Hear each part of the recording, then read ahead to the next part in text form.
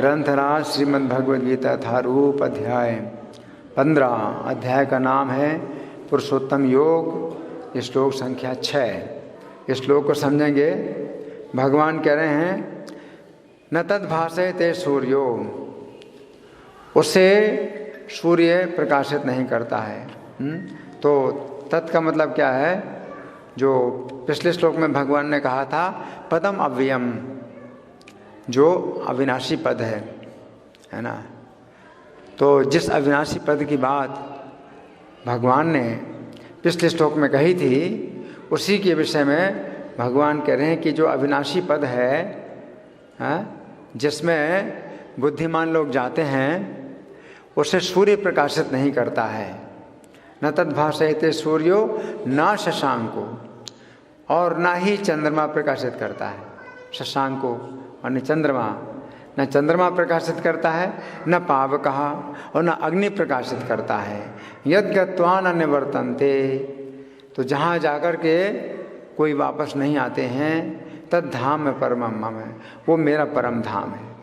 तो भगवान बता रहे हैं, अपने परम धाम की सूचना दे रहे हैं कि मेरा परम धाम ऐसा है। कैसा है कि जहाँ जाकर के कोई वापस नहीं आते हैं। क्यों वापस नहीं आते हैं? वापस नहीं आना चाहते हैं।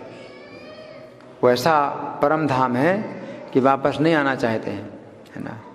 तो हर कोई अपने घर को छोड़ के जाता है, कहीं विदेशों में जाता है, कहीं भी जाता है तो अपने घर में वापस आता है ना, क्योंकि वो आपका घर है।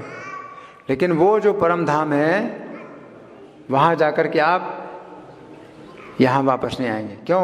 वो अपना घर है, असली घर वो है ना। इसलिए प्रभुपाद ने शब्द दिया back home, back to Godhead. तो जो भगवान का धाम है वो अपना घर है। तो अपने घर में जितनी सुरक्षा और जितना सुख मिलता है वो अन्यत्र नहीं मिलता। तो वहाँ से कोई क्यों वापस आएगा? क्योंकि वो अपना घर है। वहाँ जो सुख है और सुरक्षा है वो कहीं नहीं है, इसलिए कोई वापस नहीं आता है। तो हम सुनेंगे प्रभुपाद तात्पर्य में क्या लिखते हैं। श्रील प्रभुपाद की जय। यहाँ पर आध्यात्मिक जगत अर्थात भगवान कृष्ण के धाम का वर्णन हुआ है। जैसे कृष्ण लोक या गोलोक वृंदावन कहा जाता है। जैसे ब्रह्म संहिता में कहा गया गोलोक एव निवसति अखिलात्म भूतो। तो भगवान यद्यपि सब प्राणियों के हृदय में निवास करते हैं, लेकिन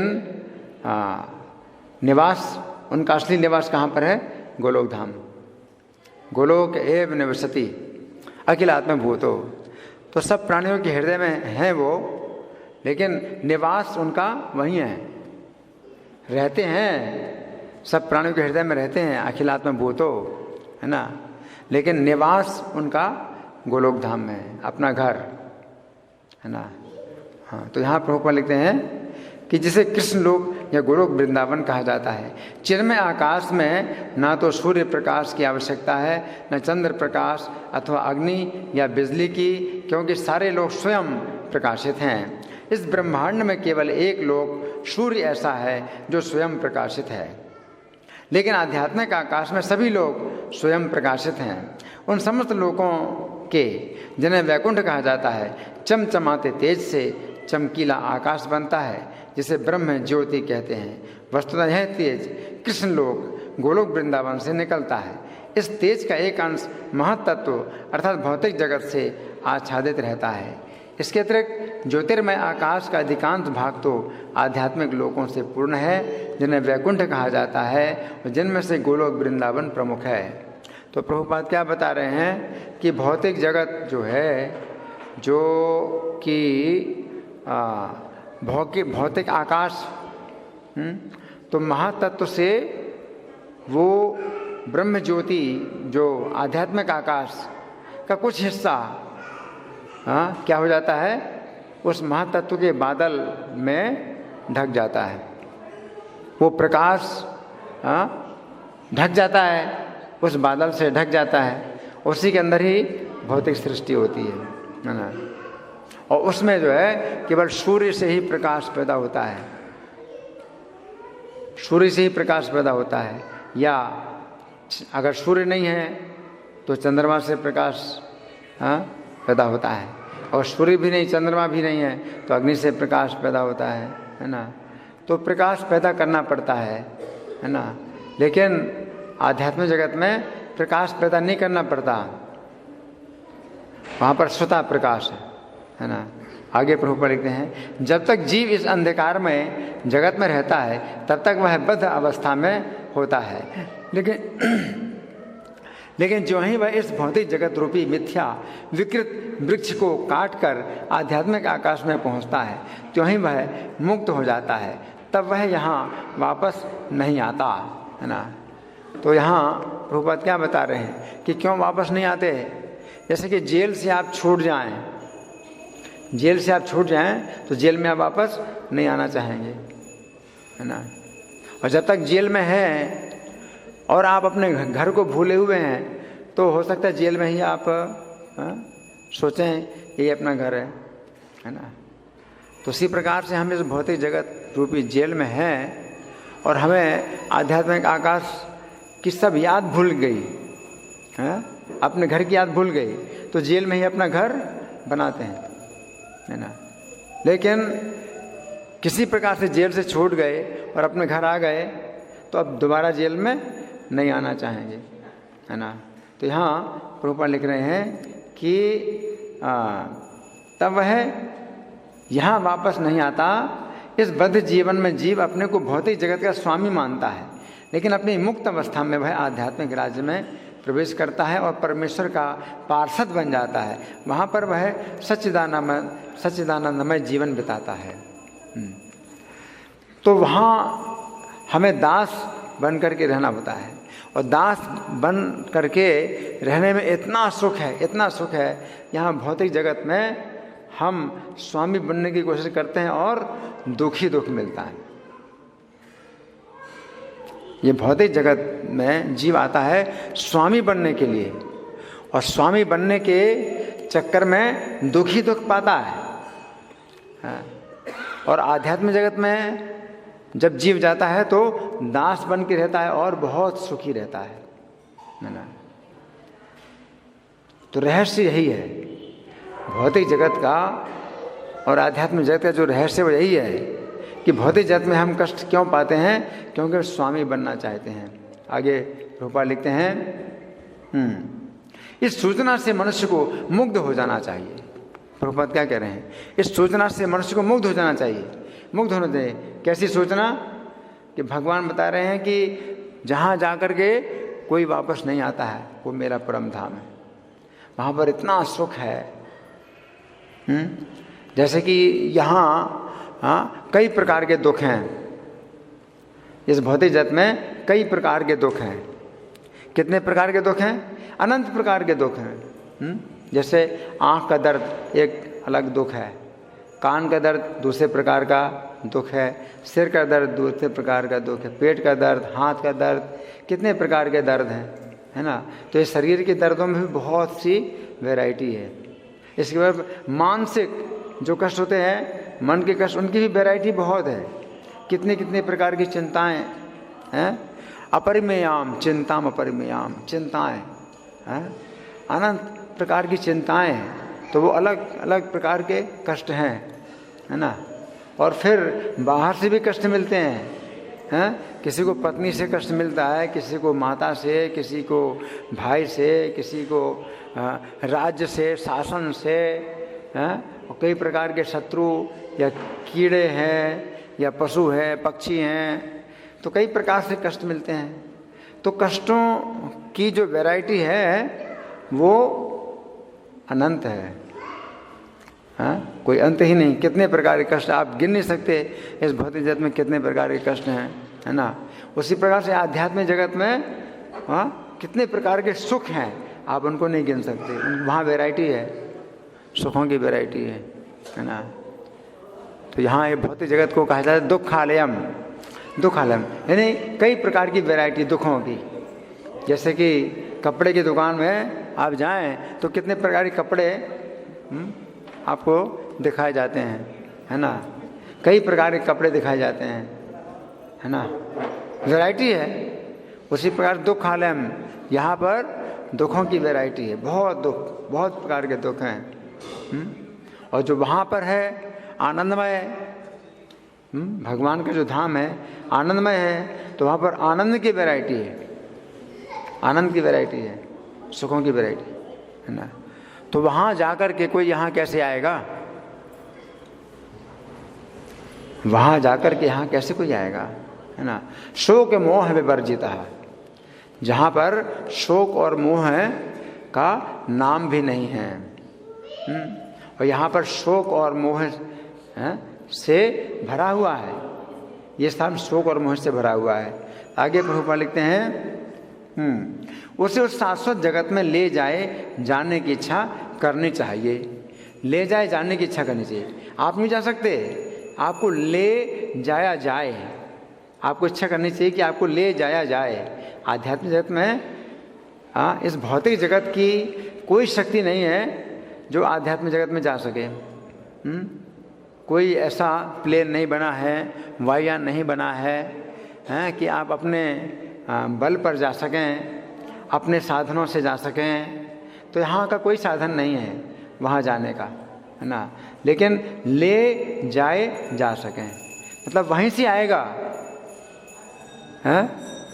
जो यान है वो वहीं से आएगा और आपको ले करके वहीं जाएगा। तो वहाँ से आता है, यहाँ से कोई यान नहीं जाता, कोई प्लेन नहीं जाता यहाँ से, है ना। तो प्रभुपाद कहते हैं कि हमें इच्छा करनी चाहिए, हमें यहाँ से ले जाया जाए, अपने प्रयोग से, अपने बल से हम वहाँ नहीं जा सकते हैं। तो इच्छा करनी चाहिए कि हमको ले जाया जाए, है ना।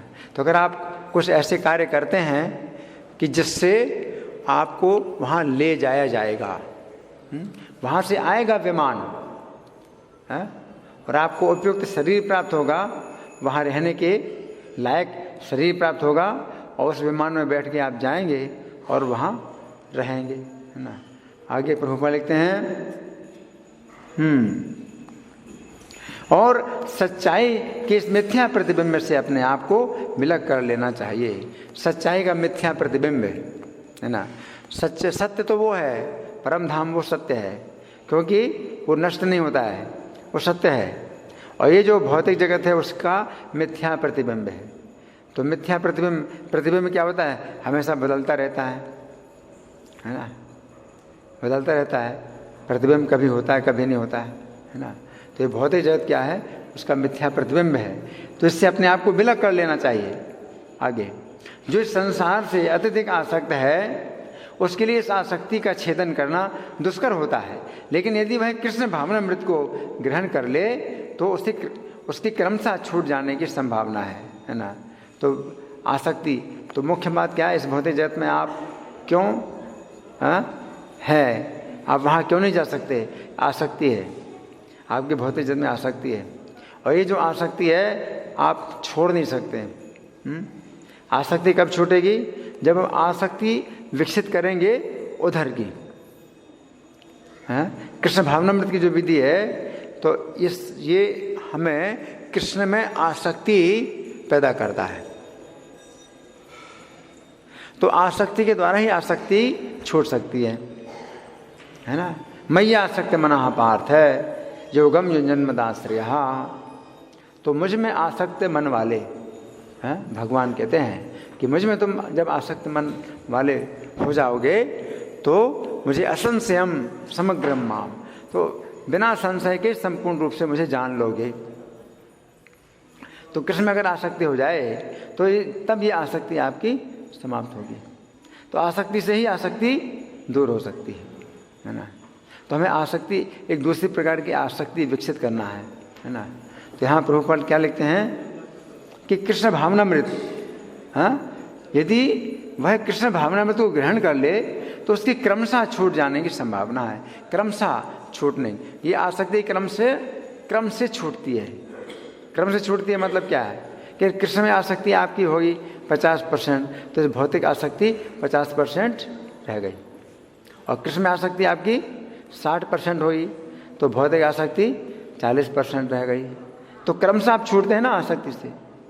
तो क्रमशः आपकी आसक्ति विकसित होती है कृष्ण के प्रति, तो क्रमशः वो आसक्ति यहाँ की घटती है। आसक्ति 70% हो गई कृष्ण के प्रति, तो यहाँ की आसक्ति 30% रह गई। तो इस तरह से आसक्ति क्रमशः, है ना। तो कृष्ण भावनामृत की जो विधि है वो कैसी विधि है? एकदम से नहीं होती है कि एकदम से 100% आसक्ति हो जाए और यहाँ की 0% रह जाए, एकदम से नहीं होती है। आप जब करते हैं तो आपकी जो आसक्ति है क्रम से जो है कृष्ण के प्रति बनती है और यहाँ की आसक्ति घटती है ना। तो ये आप परिणाम देख सकते हैं। प्रयोग आपका जो है इस प्रकार से होता है कि आप जब कृष्ण भावना की विधि अपनाते हैं तो आप देखें कि हाँ, यहाँ की आसक्ति, यहाँ का आकर्षण अब कुछ घट रहा है ना। पहले जितना था अब उतना नहीं है, तो आगे प्रभुपाद लिखते हैं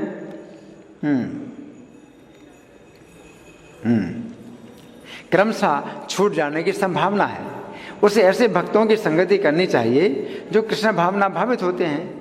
उसे ऐसा समाज खोजना चाहिए जो कृष्ण भावनामृत के प्रति समर्पित हो। उसे भक्ति करनी और उससे भक्ति करनी सीखनी चाहिए, है ना।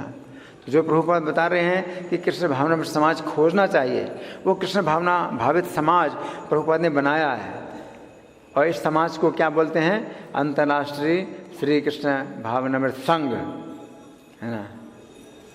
और यहाँ पर आप को रखा जाता है,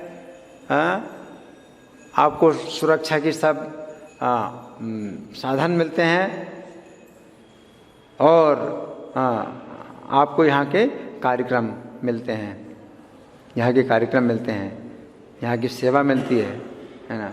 तो दिन भर दिन रात आप कृष्ण की संगति में रहते हैं।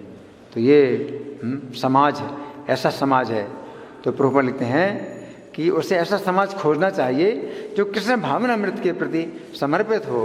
उसे भक्ति करनी सीखनी चाहिए। इस प्रकार वह संसार के प्रति अपनी आसक्ति विच्छेद कर सकता है। यदि कोई चाहे कि केसरिया वस्त्र पहनने से भौतिक जगत के आकर्षण से विच्छेद हो जाएगा, तो ऐसा संभव नहीं है। तो केवल वस्त्र धारण करने से, वेशभूषा के द्वारा आप वैसे नहीं बन सकते। ऐसा नहीं है कि पुलिस की वेशभूषा आपने धारण कर ली तो आप पुलिस बन जाएं, ऐसा नहीं है ना। तो उसके लिए योग्यता चाहिए।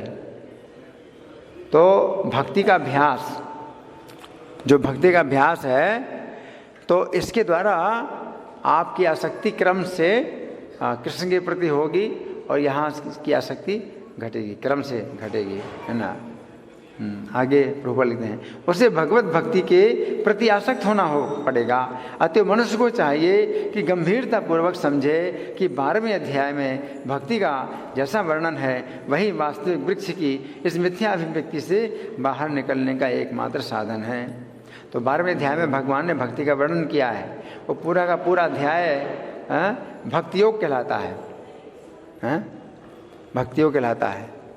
और भगवान ने 12वें अध्याय में भक्ति की अलग अलग विधियां बतलाई हैं।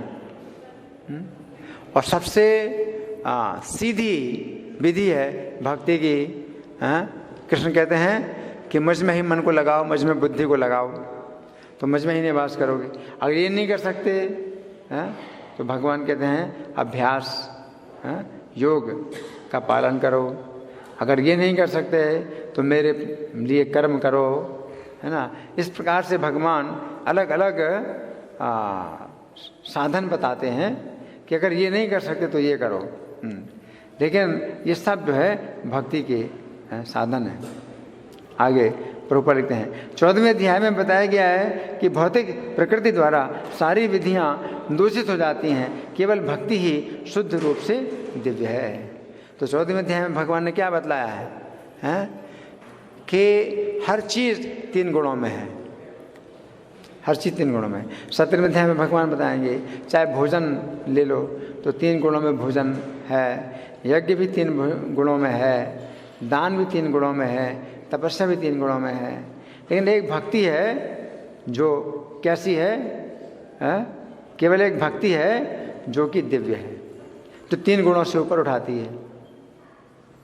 ये भक्ति 3 गुणों से ऊपर उठाती है। है ना। यज्ञ आपको 3 गुणों से ऊपर नहीं उठाता, क्योंकि यज्ञ भी 3 गुणों में ही आ जाता है। दान है, तपस्या है, ये सब 3 गुणों में आ जाते हैं, है ना। तो 3 गुणों से ऊपर कौन उठाएगा?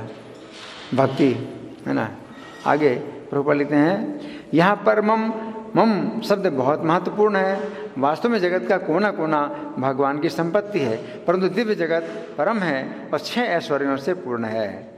तो भगवान के धाम परमम, कि वो मेरा परम धाम है ना। तो धाम अगर देखा जाए तो भगवान का धाम तो हर जगह है, भगवान तो हर जगह निवास करते हैं, तो फिर उसके लिए भगवान कह रहे हैं कि वो भी मेरा धाम है, तो क्या अंतर रहा? भगवान वहाँ भी हैं, यहाँ भी हैं, लेकिन परम जो शब्द है ये महत्वपूर्ण है। वास्तव में जगत का कोना कोना भगवान की संपत्ति है, परंतु दिव्य जगत परम है और 6 ऐश्वर्यों से पूर्ण है। तो वहाँ पर क्या है? 6 ऐश्वर्य, संपूर्ण बल, संपूर्ण धन, संपूर्ण ज्ञान, संपूर्ण वैराग्य, संपूर्ण यश, संपूर्ण सौंदर्य, तो वहाँ पर सब कुछ पूर्ण है ना। तो इसलिए वो धाम और इस धाम में ये अंतर है। इस धाम में क्या है? असत अचित निरानंद, दुखों से भरा है और मृत्यु हमेशा सामने रहती है, और अचित अज्ञान से भरा है ना। और जो परम धाम है वहाँ पर सच्चित आनंद, वहाँ पर हर चीज़ शाश्वत है, ज्ञानमय है और आनंदमय है ना। तो इसलिए भगवान के लिए वो मेरा परम धाम है। भौतिक जगत भी धाम है उनका, हर धाम है, जैसे वृंदावन धाम, मथुरा धाम, है ना। तो सब धाम है भगवान के, भौतिक जगत में बहुत धाम है, लेकिन अंतर क्या है कि वहाँ पर जीवन हमारा क्या है? सच्चिदानंद है, परम, है ना। और यहाँ पर मृत्यु, है ना, मृत्यु प्राप्त होती है। आगे प्रभुपाद लिखते हैं, कठोपनिषद 2:2-15 में भी इसकी पुष्टि की गई है कि दिव्य जगत में सूर्य प्रकाश, चंद्र प्रकाश और तारागण की कोई आवश्यकता नहीं है। न तत्र सूर्यो भाति न चंद्र तारकम, क्योंकि समस्त आध्यात्मिक आकाश भगवान की आंतरिक शक्ति से प्रकाशमान है। उस परम धाम तक केवल शरणागति से ही पहुंचा जा सकता है, अन्य किसी साधन से नहीं। तो वहाँ पर आप नहीं पहुँच सकते अपनी विधि के द्वारा, अपनी कोई विधि नहीं यहाँ काम करती है ना। जैसे इस भौतिक जगत में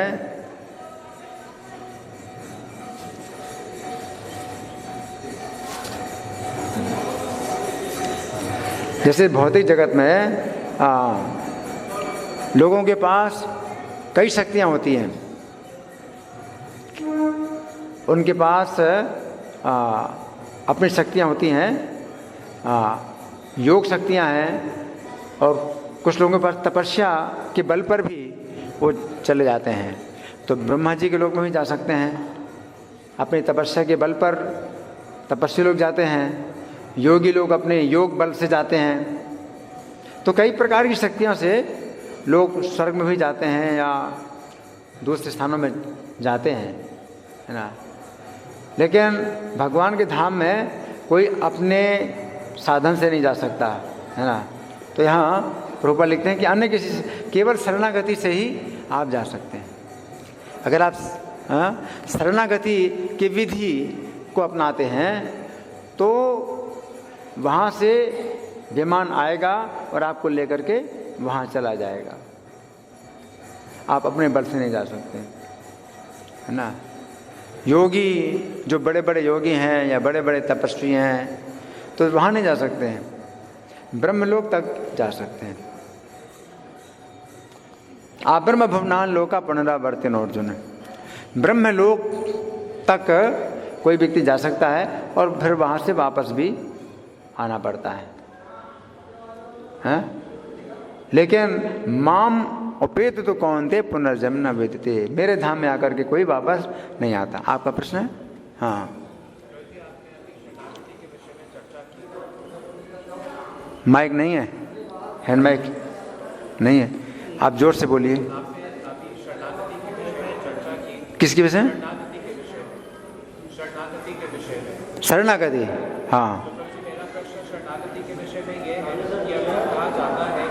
भगवान के प्रति शरणागत होना चाहिए, लेकिन हम अपनी भौतिक आसक्ति से इतने ज़्यादा जुड़ चुके होते हैं कि हम शरणागति तो प्राप्त करना चाहते हैं, लेकिन किसी न किसी कारण से हमारा मन हमें वापस दुख की ओर खींचता है जो क्षणिक है, और भक्ति के उस दुख को हम आस्वादन करते हुए भी अपना नहीं पाते हैं। तो इस परिस्थिति से बाहर किस प्रकार निकलें? शरणागति भी 100% नहीं होती है। आप 1% आप शरण लेते हैं। जैसे कि आप ज़मीन में खड़े हैं और पानी है, आगे पानी है, तो आप पानी में आप एक कदम रखते हैं और आप जब देखते हैं कि आप सुरक्षित हैं तो फिर आगे दूसरा कदम बढ़ाते हैं, है ना। तो इसी प्रकार से शरणागति की जो विधि है वो भी क्रम से होती है। हाँ, तो शरणागति की विधि भी क्रम से होती है कि आपको पूरा विश्वास नहीं है, भगवान की शरण में आपको पूरा विश्वास नहीं है ना, तो आप थोड़ा भगवान की शरण लेते हैं प्रयोग करने के लिए कि देखें क्या होता है। तो कुछ खतरा उठाते हैं, भगवान की भक्ति में आप कुछ खतरा उठाते हैं और जब देखते हैं कि हाँ सुरक्षा हो रही है ना, तो फिर कुछ और खतरा उठाते हैं। तो तरीका यही है ना, कि हम खतरा उठाते हैं भगवान की भक्ति में और जब देखते हैं कि भगवान रक्षा कर रहे हैं तो फिर विश्वास बढ़ता जाता है, ठीक है ना। जैसे कोई व्यक्ति है, आप से पहली बार परिचय हुआ है तो आप उस पर पूरा विश्वास नहीं करते, है ना, लेकिन आप 1% विश्वास करते हैं, फिर देखते हैं कि हाँ धोखा नहीं मिल रहा है तो आप और विश्वास करते हैं। इस तरह से आपका विश्वास जो है उस व्यक्ति के प्रति बढ़ता जाता है ना। तो इसी प्रकार से इस भौतिक जगत में हमें कई प्रकार के धोखे मिलते हैं, तो भगवान के प्रति भी हमारा कुछ संशय बना रहता है कि भगवान भी धोखा दे सकते हैं। तो ऐसे में हम क्या करते हैं कि प्रयोग करते हैं और उसका हमें कुछ उत्तर मिलता है, भगवान की ओर से सुरक्षा मिलती है ना। तेषाम एव अनुकंपार्थम अहम अज्ञानजं तमः नास्याम म्यात्म भावस्थो ज्ञान दीपेन भासुता। तो भगवान उनके ऊपर कृपा करने के लिए अज्ञान के अंधकार को दूर करते हैं, ज्ञान के प्रकाश के द्वारा अज्ञान के अंधकार को दूर करते हैं। तो भगवान जो है आपको सुरक्षा देते हैं, आपके साथ हैं, तो ये आपको संकेत मिलते हैं भगवान के, है ना। और इससे आपको फिर बल मिलता है भक्ति में। तो भक्ति कोई एक तरफा नहीं होती है कि एक तरफ से आप जो है केवल भक्ति करते हैं और भगवान केवल देखते हैं, कुछ करते नहीं हैं, नहीं। तो भगवान आपकी भक्ति का उत्तर देते हैं, है ना। तो वे भी अपना प्रेम दिखाते हैं कि वो जो है अपनी भावना भी दिखाते हैं कि आपने अगर उनके लिए कुछ किया है तो वे इसको मान रहे हैं भगवान। तो भगवान की ओर से आपको प्रत्युत्तर मिलता है। तो प्रभु जी जैसे समझते हैं कि अभी हमारी श्रद्धा इतनी है तो हम उसके अनुसार शरणागत हो गए भगवान के प्रति, तो ऐसा भी तो हो सकता है कि फिर एक ही जन्म हमारे लिए काफ़ी ना हो भगवान के धाम जाने का, तो कितने अन्य जन्म इस प्रकार लगते हैं भगवत धाम की प्राप्ति के लिए? ये कोई आवश्यक नहीं है। आप इस जीवन में पूरी विधि कर सकते हैं, इस विधि को पूरा कर सकते हैं इस जीवन काल में ही। ये आपकी तीव्रता पर निर्भर करता है कि आप कितनी तीव्र कर रहे हैं, है ना। तो भागवत में बताया गया अकामा सर्व काम व मोक्ष कामोदार्धी। चाहे कोई कामना ना हो, चाहे सब प्रकार की कामनाएं हो, भौतिक कामनाएं सब प्रकार की हों, है ना, लेकिन तीव्रेण भक्ति योगे ने, अगर तीव्र भक्ति करते हैं तो आप जो है इस जीवन काल में भगवान के धाम जा सकते हैं। जैसे ध्रुव महाराज ने, तो उनके अंदर भौतिक कामना थी, हाँ, कि मुझे अपने पिता से भी बड़ा पद प्राप्त करना है ना, लेकिन वो तीव्र भक्ति। तो तीव्र भक्ति का मतलब है कि मुझे भगवान को प्रसन्न करना है और भगवान मुझे जो है अब मेरे पिता से भी बड़ा पद प्रदान करेंगे, है ना, तीव्र भक्ति। तो अगर तीव्र भक्ति आप करते हैं तो आपकी तीव्रता पर निर्भर करता है कि आप कितनी जल्दी उस प्रेम के धरातल पर पहुंचते हैं। तो पहले श्रद्धा होती है और श्रद्धा और जब बढ़ती है भगवान के प्रति तो साधु संग में बदल जाती है। पर साधु संग और जब आपका बढ़ता है तो फिर भजन क्रिया के रूप में वो बदल जाता है। भजन क्रिया और अधिक बढ़ती है तो फिर वो निष्ठा में बदल जाता है। अनर्थ निवृत्ति होती है, अनर्थ निवृत्ति होती है। अनर्थ निवृत्ति जब और होती तो निष्ठा के रूप में वो आपकी श्रद्धा ही रूप धारण करती है, निष्ठा का रूप धारण करती है। फिर निष्ठा फिर और जब तीव्र होती है तो वही रुचि का रूप धारण कर लेती है। तो वही श्रद्धा ही जो है रुचि का रूप धारण करती है। फिर रुचि और बढ़ती जाती है तो वो श्रद्धा जो है आसक्ति का रूप धारण कर लेती है। फिर आसक्ति और बढ़ती जाती है तो वो श्रद्धा भाव का रूप धारण कर लेती है। और भाव जब और बढ़ता है तो श्रद्धा प्रेम का रूप धारण कर लेती है ना। तो 100%। तो प्रेम के धरातल पर आ गए तो आपकी आसक्ति 100% हो गई और भौतिक जगत की आसक्ति 0 हो गई, है ना। तो ये परसेंटेज होता है कि आप जो है मतलब बढ़ाएं, अपने परसेंटेज को बढ़ाएं। लेकिन आपने इस जीवन में अगर प्रयास किया है तो इस जीवन में अगर आपने प्रयास किया और प्रेम के धरातल पर नहीं पहुंच पाए, लेकिन अगर आप लगे रहे इसी जीवन काल में और अंतकाल में किसी प्रकार अगर स्मरण कर लिया कृष्ण का तो आपका जो है वो विधि पूरी हो जाएगी। तो प्रभु जी क्या ये सही है कि अगर किसी कारणवश हमें भगवान का अंतिम समय में स्मरण ना हो पाए तो भगवान की कृपा के कारण वे अपना स्मरण खुद भी अपने भक्त को देते हैं? हाँ, भगवान अगर आपने जीवन काल में बहुत अभ्यास किया है तो अंत काल में अगर आप नहीं उनको स्मरण करते हैं तो भगवान आपको स्मरण करेंगे। और भगवान कहते हैं कृतघ्नो नास्ति मत्परः। अगर मैं उसका स्मरण ना करूं, भगवान कहते हैं कि जीवन काल में तो उसने इतना स्मरण किया मेरा कि स्मरण ही स्मरण करता रहा। लेकिन अब जो है अब मृत्यु के समय वो ऐसा हो गया है कि लकड़ी या पत्थर की तरह अब मेरा स्मरण क्या करेगा। और अगर मैं उसका स्मरण ना करूं ऐसे में तो मेरे से बढ़ कर के कृतघ्न कोई नहीं है।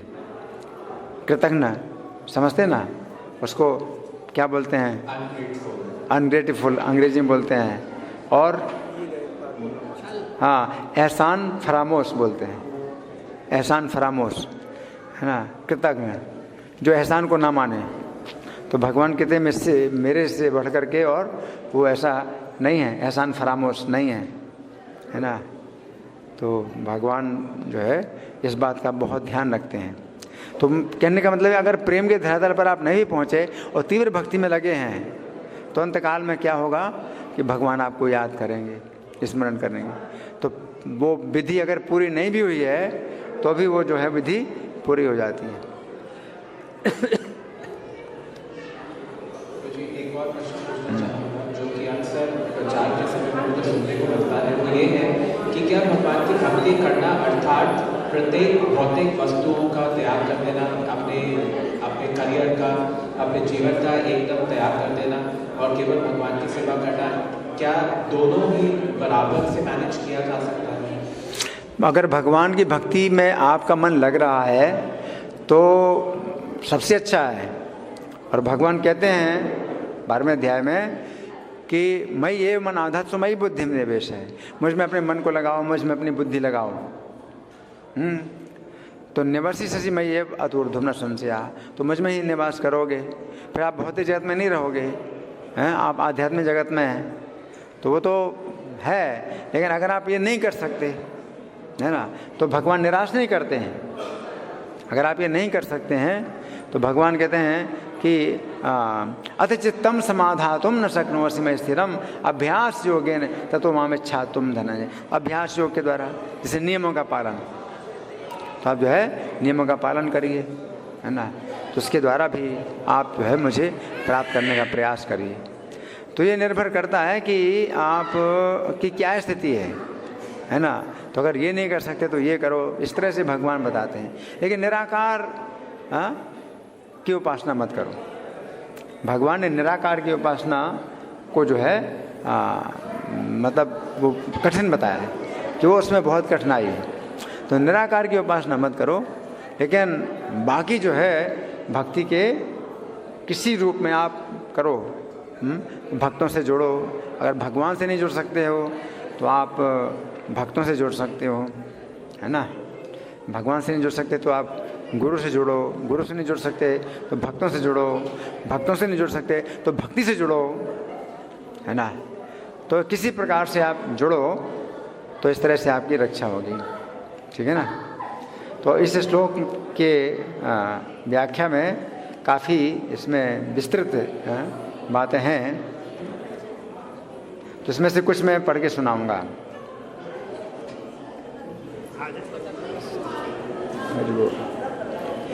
पिछले श्लोक में श्री कृष्ण ने बताया था कि श्री कृष्ण की शरण लेने वाले लोग उस अविनाशी पद को प्राप्त कर लेते हैं जहाँ पर आदि पुरुष श्री कृष्ण निवास करते हैं।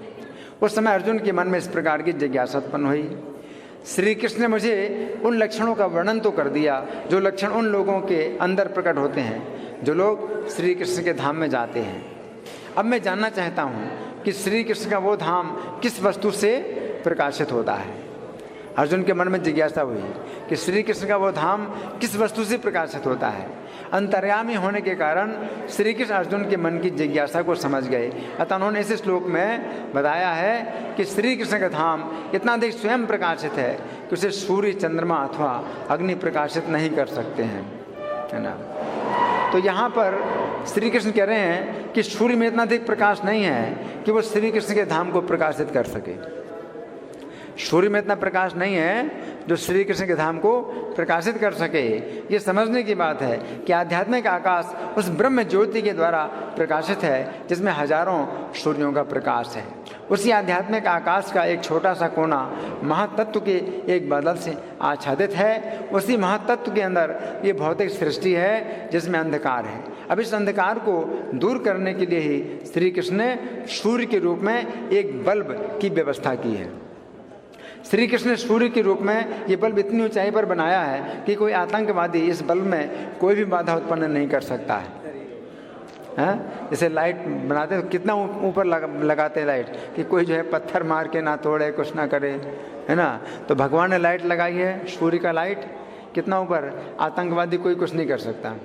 हम जानते हैं कि जिस समय सूर्य अस्त हो जाता है तथा जिस समय हम अंधकार को दूर करने के लिए बिजली के बल्बों की व्यवस्था करते हैं तथा फिर जिस समय सूर्य का उदय होता है उस समय जिन बल्बों के द्वारा रात्रि में प्रकाश उत्पन्न हो रहा था, अब उन बल्बों के द्वारा कुछ भी प्रकाश उत्पन्न नहीं होता है। ऐसा क्यों? क्योंकि सूर्य के द्वारा दिन में जो प्रकाश उत्पन्न होता है वो प्रकाश बिजली के बल्बों की प्रकाश की तुलना में हजारों गुना है। बिजली के बल्ब तो उसी स्थान को प्रकाशित कर सकते हैं जिस स्थान पर उनके प्रकाश से कम प्रकाश है। उसी प्रकार सूर्य भी एक बल्ब है और ये बल्ब केवल उसी स्थान को प्रकाशित कर सकता है जिस स्थान पर उसके प्रकाश से कम प्रकाश है। तो यहाँ पर श्री कृष्ण कह रहे हैं कि सूर्य उनके धाम को प्रकाशित नहीं कर सकता है क्योंकि उनके धाम में हजारों सूर्यों जैसा प्रकाश है ना।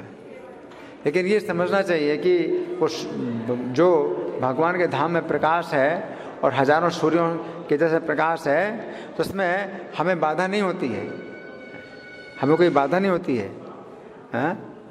वो जो प्रकाश है वो आनंद देने वाला है ना। नहीं तो आप सोचेंगे कि हजारों सूर्य का प्रकाश है तो हम कैसे रहेंगे, एक सूर्य में तो बुरा हाल हो जाता है, तो हजारों सूर्य का प्रकाश होगा तो कैसा होगा। लेकिन ऐसा नहीं है ना, ऐसा नहीं है। हजारों सूर्य का प्रकाश जैसा है लेकिन उस प्रकाश में शीतलता है। ये जो सूर्य का प्रकाश है तो फिर गर्मी पैदा करता है ना, लेकिन वो जो हजारों सूर्यों का प्रकाश है, सूर्यों से तो हजार गुना है प्रकाश, लेकिन उसमें वो नहीं है जो चकाचौंध होती है और गर्मी होती है, वो नहीं है ना। तो वो बहुत शीतल है और सुखद है, प्रकाश सुखद है ना।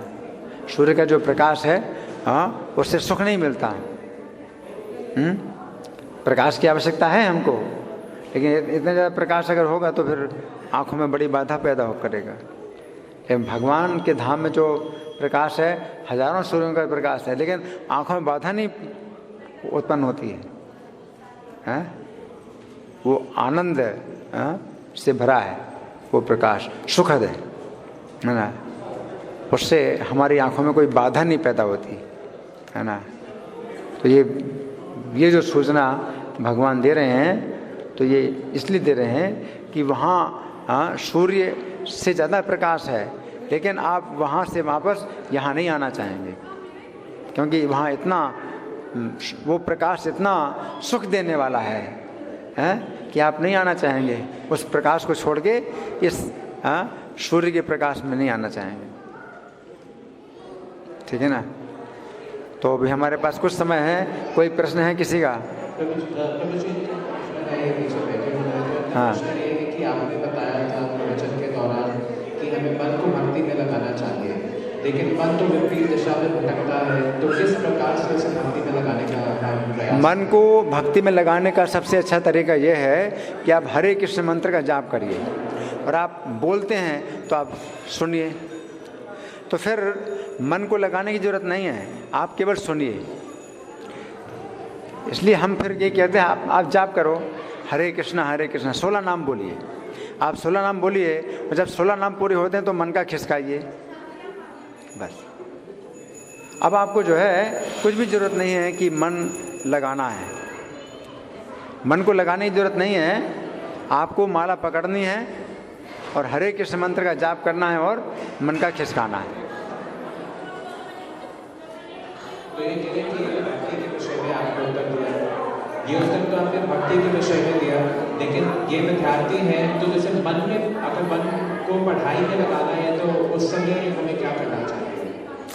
देखिए, सबसे बड़ी पढ़ाई तो यही है, अगर आप हरे कृष्ण मंत्र का जाप करते हैं तो आपकी चेतना शुद्ध होती है, और चेतना शुद्ध होती है तो आपके मन में ये विचार आते हैं कि हम कौन हैं, ये भौतिक जगत क्या है, आध्यात्म और मृत्यु का रहस्य क्या है, मृत्यु के बाद क्या कोई जीवन होता है, गीता में भगवान ने क्या कहा।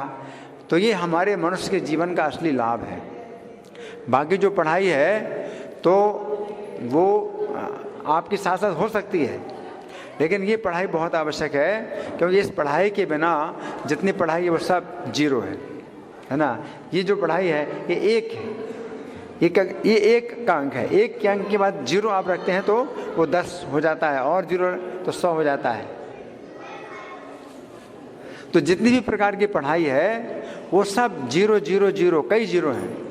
अगर ये पढ़ाई गीता की पढ़ाई है, ये एक का है, एक अंक है, तो इसके साथ में अगर होती पढ़ाई तो इसका कुछ मूल्य है, इसका महत्व है। नहीं तो किसी पढ़ाई का महत्व नहीं है, क्योंकि आप फिर मनुष्य का जीवन नहीं पाएंगे।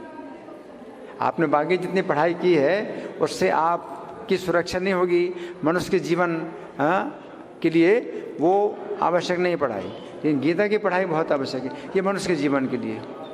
अगर आप इसको छोड़ करके आप बाकी पढ़ाई पढ़ते हैं तो फिर आपकी सुरक्षा नहीं। ठीक है ना। धन्यवाद। ग्रंथराज श्रीमद् भगवद गीता की जय। श्रील प्रभुपाद की जय। राधा पार्थसारथी ललिता विशाखा गौर निताई।